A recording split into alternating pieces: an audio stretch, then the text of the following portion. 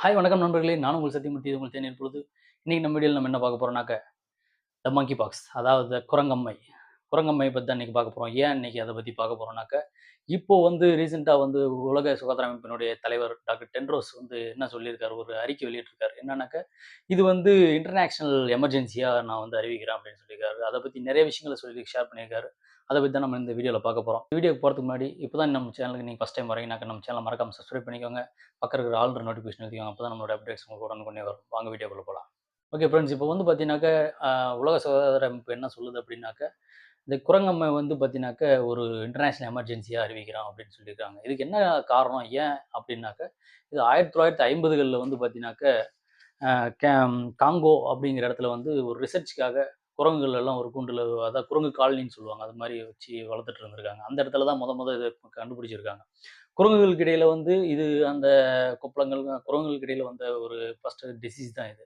அதுக்கு முன்னாடியே என்ன சொல்றாங்கன்னாக்கா, அதுக்கு முன்னாடியே இதெல்லாம் எலி, பெரிச்சல் இது மாரி சின்ன சின்ன மெம்மல்ஸ் கிட்ட இருந்தது.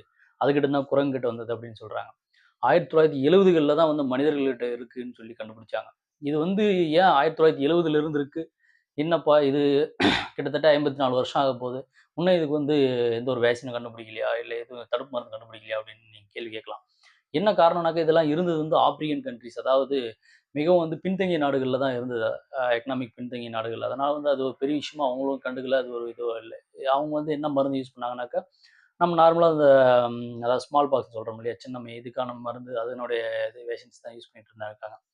என்னன்னாக்க, இதுல கிளேட் 1, கிளேட் 2ன்னு சொல்லி 2 வகையான வைரஸ் இருக்கு.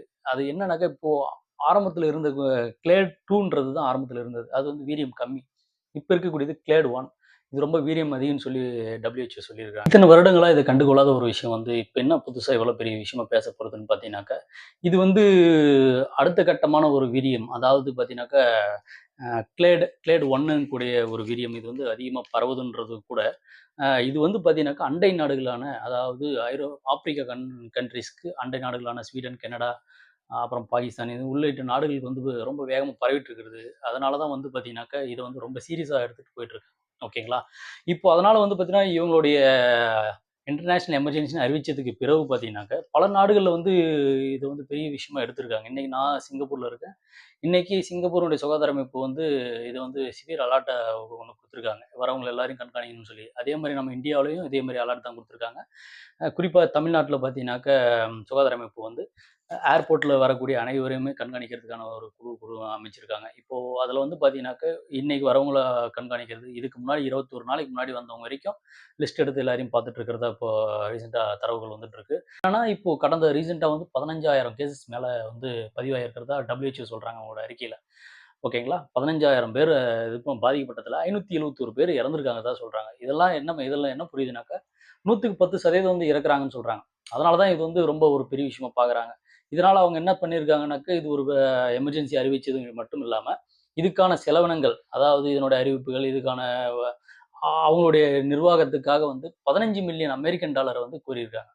அப்புறம் அது மட்டும் இல்லாம, டொனேஷன் பண்ற அந்த அ அந்த நிறுவனங்கள் எல்லார்கிட்டேருந்தும் ஒரு ரெக்வெஸ்ட் வச்சிருக்காங்க. $15 மில்லியன் அமெரிக்கன் டாலர் இப்போதைக்கு செலவிடுறதா சொல்லியிருக்காங்க. இப்போதைக்கு $1.4 மில்லியன் டாலர் விடுவிச்சிருக்காங்க அமௌண்ட். WHO செலவினங்களுக்காக. இது உலகம் முழுக்க இப்ப எடுத்து போணும். இது ஒரு பெரிய விஷயமா மக்களுக்கு விழிப்புணர்வு கொண்டு போணுன்றது தான் அவங்களுடைய எண்ணமா இருக்கு. இது குரங்கு அம்மை.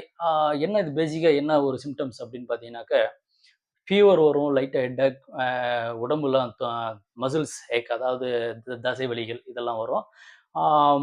கொப்பளங்கள் பார்த்தீங்கன்னா, முகத்துல இருந்து பார்த்தீங்கன்னாக்கா, உடம்பு முழுக்க பரவும். கொப்பளம் பிளஸ் ரேஷஸ் அதாவது அரிப்புகள் இருக்கும். இது ஆண்களுடைய பிரைவேட் பிளேஸஸ்ல தான் அதிகமா இருக்கும்னு சொல்றாங்க.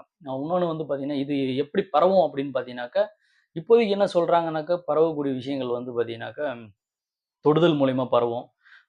அதாவது ஃப்ளூயிட் டிரான்ஸ்மிஷன், செக்சுவல் விஷயங்கள் இது மூலியமா தான் பரவுதுன்னு சொல்லிட்டு இருக்காங்க. ஓகேங்களா? இப்ப இது எத்தன நாளைக்குள்ள இந்த அறிகுறிகள் தெரிய வரும் அப்படின்னு பார்த்தீங்கன்னாக்கா, 5லிருந்து 21 நாட்களுக்குள்ள இந்த அறிகுறிகள்லாம் தெரியும்னு சொல்லியிருக்கிறாங்க.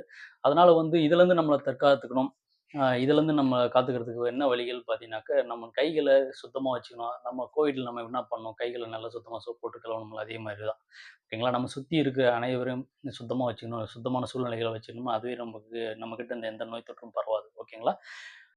ஓகே ஃப்ரெண்ட்ஸ், உங்களுக்கு இந்த வீடியோ பிடிச்சிருக்குன்னு நினைக்கிறேன். உங்களுடைய கருத்துக்கள கீழ கமெண்ட் செக்ஷன்ல கமெண்ட் பண்ணுங்க. உங்களோட ஃப்ரெண்ட்ஸ்க்கு இந்த வீடியோவ ஷேர் பண்ணுங்க. குறிப்பா வெளிநாட்ல தங்கியிருக்க உங்களோட நண்பர்களுக்கு அனைவருக்கும் இந்த வீடியோவ ஷேர் பண்ணுங்க. அனைவரும் வந்து பத்திரமா இருக்கிற மாரி அறிவுறுத்தல் பண்ணுங்க. ஓகேங்களா?